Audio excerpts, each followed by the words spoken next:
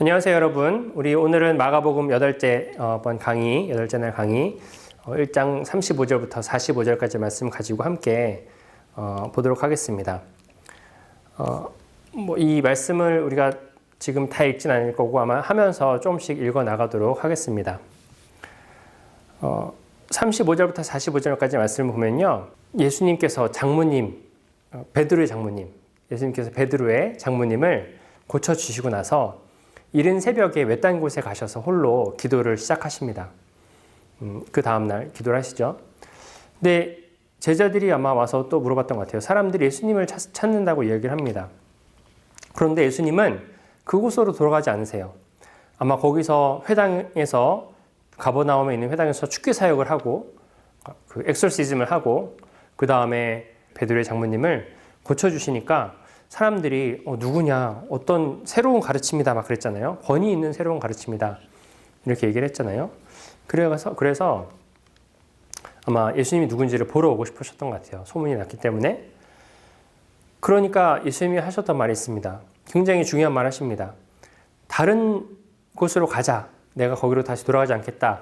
다른 곳으로 가자 말씀하시면서 왜 다른 곳으로 가냐 하면 거기서도 말씀이 전해져야 하기 때문에 내가 메시지를 다른 곳에도 복음을 전해야 되기 때문에 라고 말씀하십니다. 그러면서 그 다음에 뭐라고 말씀하시냐면 내가 이 일을 하러 왔다. 마가복음 독자에게요. 마가복음을 듣는 청자에게 이렇게 얘기하시는 거예요. 내가 조금 전에 말씀을 선포하고 축기하고 병고침을 했던 것 그 일을 내가 하러 왔지 사람들에게 칭송받으러 온 것이 아니라 사람들에게 정말 떠받들여지기 위해서 온 것이 아니야. 내가 하나님 나라가 가까이 왔다는 것 그렇기 때문에 너희들이 회개해야 된다는 것 그것을 가르쳐주러 왔다. 사람들을 그렇게 만나서 내가 인기 있는 사람이 되고 싶어서 하는 것이 아니야. 그래서 갈릴리 여러 회당을 다니면서 귀신들을 쫓아내십니다. 그리고 나서 나병 환자가요, 예수님께 찾아와요. 나병이라는 것은 이제 우리가 보통 이야기하는 그런, 한센병? 또 옛날에는 문둥병이라고 많이 이야기했던 그런 막 피부가 떨어져 나가고 하는 것이 나병인데, 제가 이제 제가 아는 바로는 이 당시에 나병이라고 하면은 정말 그렇게 심각한 나병도 있지만 피부병일 가능성도 많이 있다고 합니다. 그래서 이런 나병 환자가 얼마나 중한 병을 가지고 왔는지 모르겠어요. 그렇지만 예수님께 와서 간청했다는 것을 보면 주님, 나의 이 병이 깨끗게 나을 수 있게 해주세요. 선생님께서 하고자 하시면 나를 깨끗하게 해주실 수 있습니다. 라고 고백했던 것을 보면 굉장히 아마 심한 그런 한센병 같은 그런 병이 아니었을까라고 생각합니다. 그러자 예수님께서 이렇게 얘기합니다. 그렇게 해주마. 깨끗하게 되어라. 라고 이야기를 합니다. 이 나병이 떠나가고 나서 예수님께서 뭐라고 그 나병 환자에게 이야기를 하시냐면요. 아무에게도 아무 말도 하지 말아라. 가서 제사장에게 내 몸을 보이고 내가 깨끗하게 된 것에 대하여 모세가 명령한 것을 바쳐서 사람들에게 증거를 삼도록 하여라. 예수님께서 본인이 나병을 고쳐줬어요. 그런데 그 나병을 고쳐줬는데 사람들에게 가서 아무에게도 이런 이야기 하지 말아라 라고 말씀하십니다. 그렇게 지금 이 장면뿐만이 아니라 마가복음에는요, 예수님께서 본인을 감추시는 일이 참 많이 나타납니다. 오늘 1장에서만 보자면, 그 다음 장에서도 계속 많이 나오는데 1장에서만 보자면 이렇게 나옵니다. 24절에 당신이 누구인지 압니다. 악귀 들렸던 사람이 이렇게 얘기하죠. 당신이 누구인지 압니다. 하나님께서 보내신 거룩한 분입니다. 라고 이야기하니까요.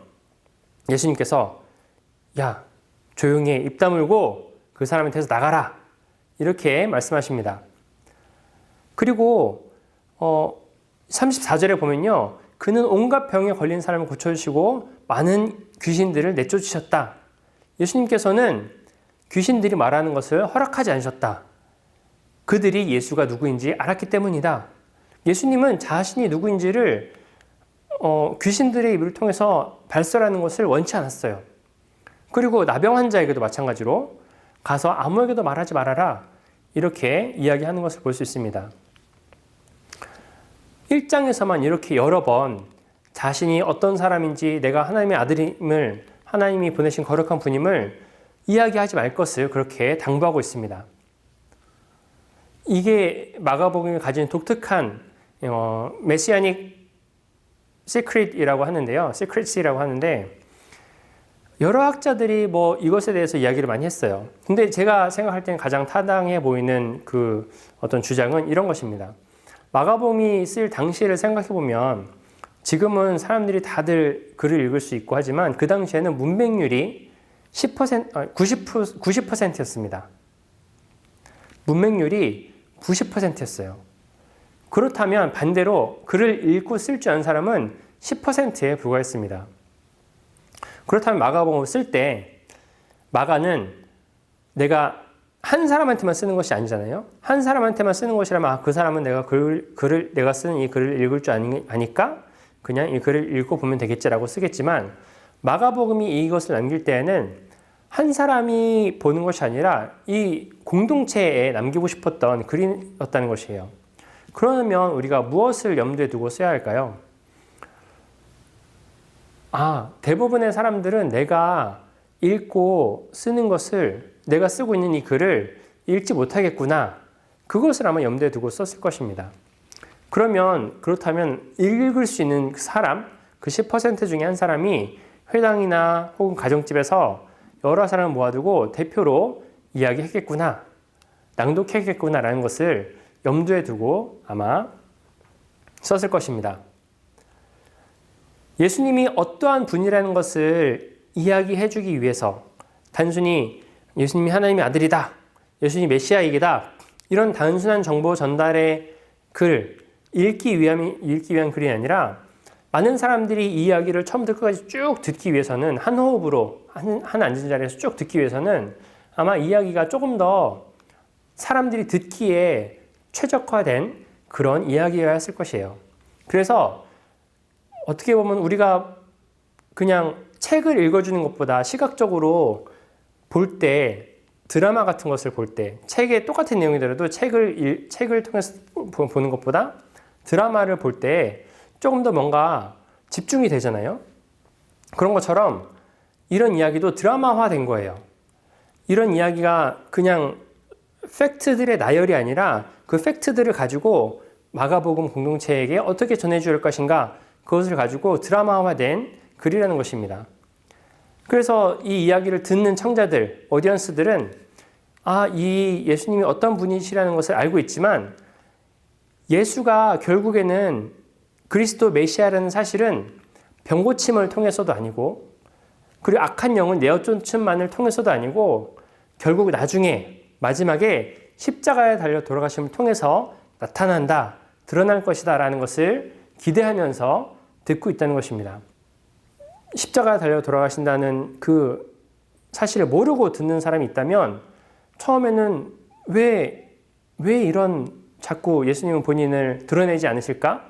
라는 궁금증을 자아내는 그런 이야기의 흐름이 될 수도 있고 이야기를 예수님께서 십자가에 달려 돌아가셨다는 그 사실을 아는 사람들에게는 그래, 병고침 이것을 통해서만이 예수님이 메시아가 되는 것이 아니라 정말 십자가에 달려 돌아가심을 통해서 우리를 구원하실 구원자가 되는구나, 메시아가 되는구나 라는 것을 생각할 수 있게 만들어주는 그런 장치였다는 것입니다.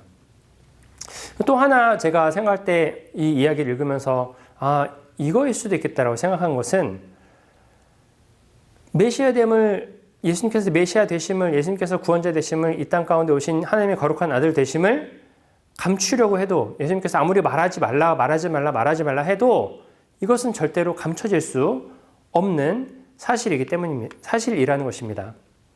예수님께서 43절에 나병 환자를 치유해 주셨을 때 그때 어떻게 써 있냐면 예수님이 그 나병 환자에게 단단히 이르셨다라고 이야기했어요. 그래서 아무에게도 말하지 말아라 라고 이야기했는데 단단히 이르셨다는 말이 영어 성경에 보니까 sternly warning him 그래서 굉장히 엄중하게, 매우 스트릭트하게 그 사람이 막 약간 뭐 화를 내는 정도는 아니지만 정말 그 정도로 야, 너 절대로, 진짜 절대로 가서 그 이야기 하면 안 돼.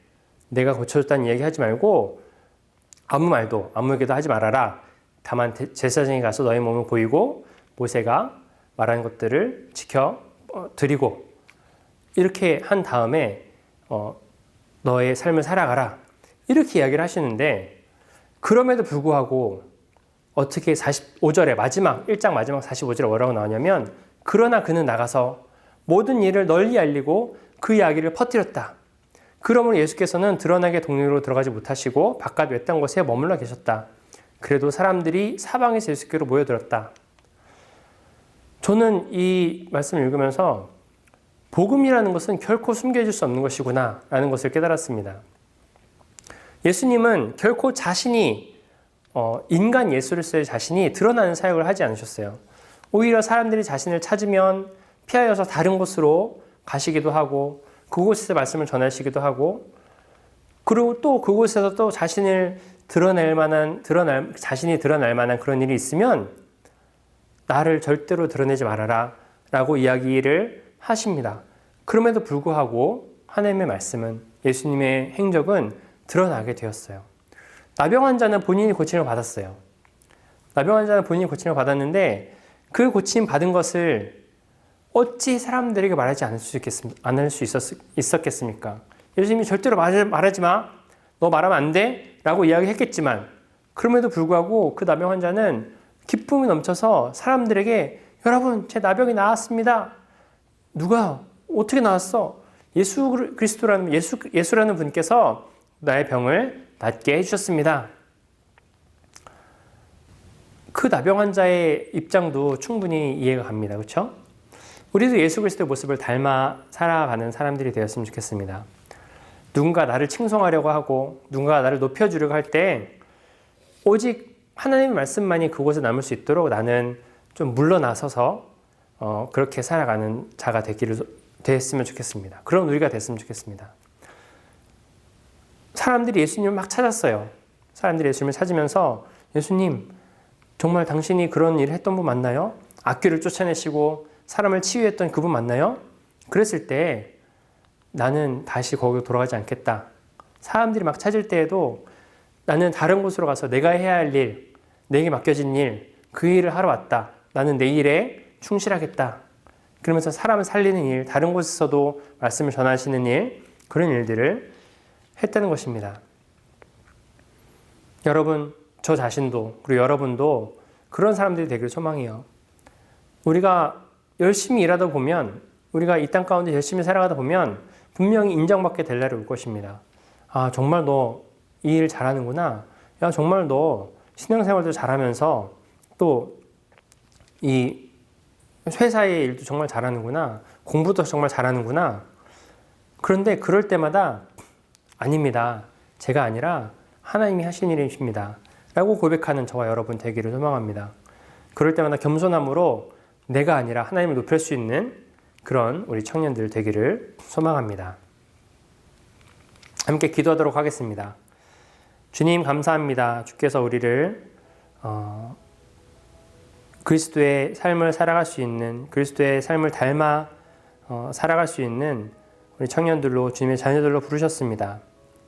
주님, 그런데 주님은 예수님의 그 이름이 정말 높아질 수 있었음에도 불구하고 하나님의 일들을 하기 위해서 그 자리를 벗어나셨고 또 다른 동네로 가셔서 본인이 해야 할 일들을 하셨습니다. 주님, 우리도 또한 그런 사람들 될 수 있도록 하시옵소서. 우리도 하나님의 말씀을 담은 자들 될 수 있도록 하시옵시고 우리가 말씀을 담고 행하는 자들 될 수 있도록 하시옵시고 혹시라도 우리의 이름이 높아질 때가 오면은 우리는 그것을 겸손한 마음으로 겸손한 모습으로 내려놓고 오직 주님만 높일 수 있는 주님만 우리 삶 가운데에 영광 받을 수 있도록 할 수 있는 그래서 하나님의 이름이 높아지고 이 땅 가운데 하나님의 나라가 올 수 있도록 하는 저희가 될 수 있도록 하시옵소서.